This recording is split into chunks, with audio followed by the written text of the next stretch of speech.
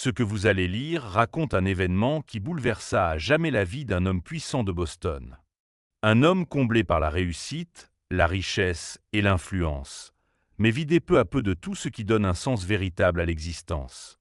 Et puis, un jour, une fillette de 7 ans apparut, guidée, semble-t-il, par la main même de la Vierge Marie.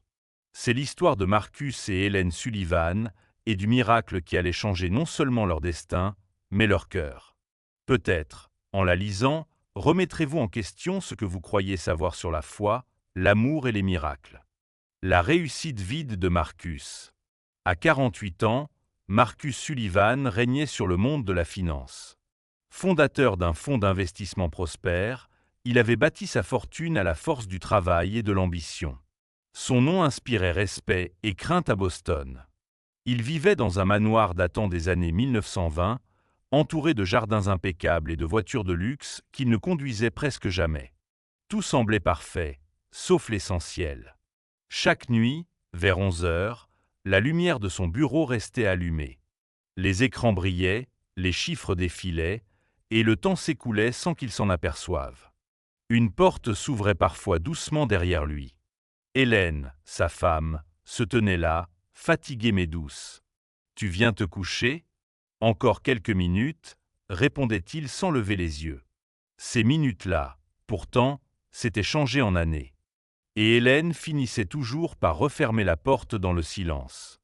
Le monde silencieux d'Hélène et la maladie. Hélène Sullivan avait 45 ans.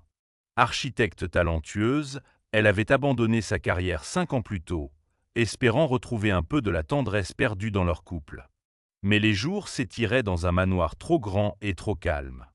Elle passait des heures dans son jardin, à soigner ses marguerites jaunes, son unique source de paix.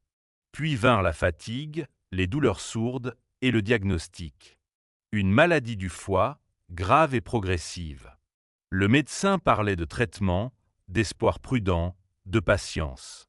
Hélène, elle, ne disait rien. Elle savait déjà qu'une autre douleur l'habitait, celle d'être seule. L'argent comme remède au vide. Marcus fit ce qu'il savait faire le mieux, agir, contrôler, dépenser.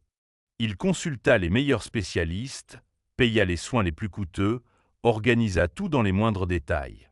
Mais il oublia l'essentiel, être là. « Nous allons arranger ça », disait-il, les yeux rivés à son téléphone. Il ne vint ni au premier rendez-vous, ni au deuxième. Toujours un vol à prendre, un client à rassurer, une réunion urgente.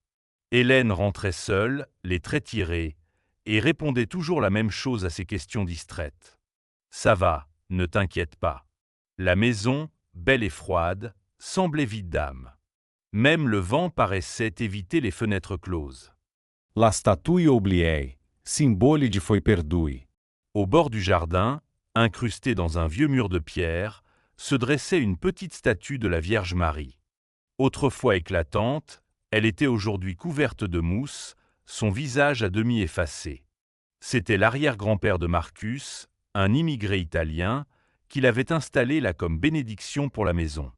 Depuis des années, personne ne la regardait plus. Marcus passait devant chaque matin sans même la voir. La poussière, les fissures et les feuilles mortes racontaient mieux que tout la foi oubliée de cette famille. Une beauté sacrée, abandonnée comme un souvenir inutile. Sarah Chen, l'enfant à la foi pure. De l'autre côté de la ville vivait Sarah Chen, une petite fille de 7 ans au sourire lumineux. Ses parents, modestes mais aimants, lui avaient appris la bonté, la prière et la force du cœur. Chaque matin, avant l'école, Sarah s'arrêtait dans une petite église de quartier. Elle priait la Vierge pour les malades, pour ses camarades, pour tout le monde. Elle parlait à Marie comme à une amie. Souvent, elle faisait des rêves étranges, paisibles, remplis de lumière. Et un matin, elle se réveilla avec une certitude.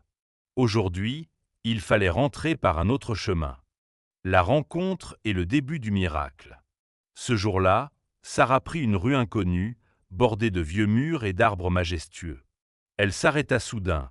Derrière une grille de fer, une statue de la Vierge, toute sale, abandonnée.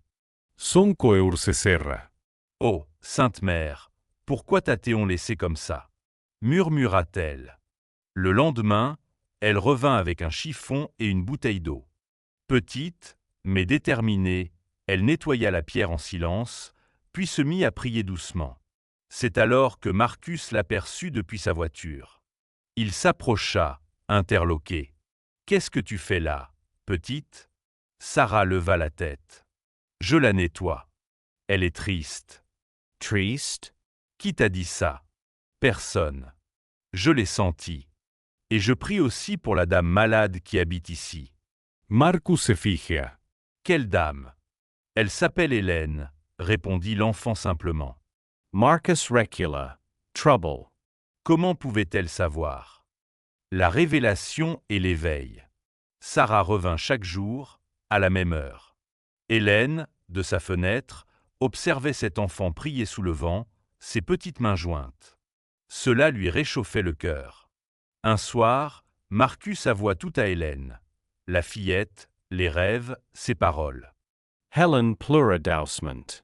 Peut-être que ce n'est pas un hasard, murmura-t-elle. Le lendemain, Marcus rejoignit Sarah. Elle lui dit calmement. La dame m'a dit de te dire, n'aie pas peur. L'amour guérit ce que la peur détruit. Pour la première fois depuis des années, Marcus sentit une larme couler sur sa joue.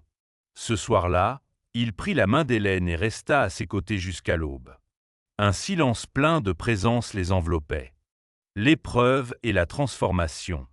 Une semaine plus tard, le médecin annonça la nouvelle. Le traitement avait échoué. Il ne restait qu'une opération risquée.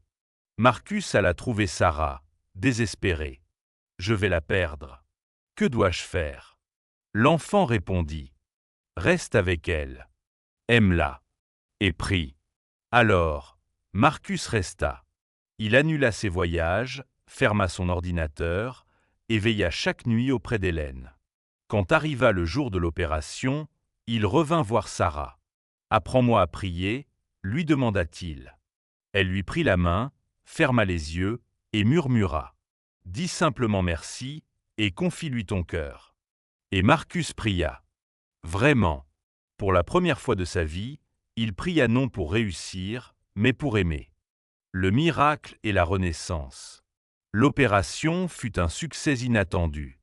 Les médecins parlaient de chance, Marcus parlait de grâce. Quand Hélène ouvrit les yeux, il était là, les doigts serrés autour des siens.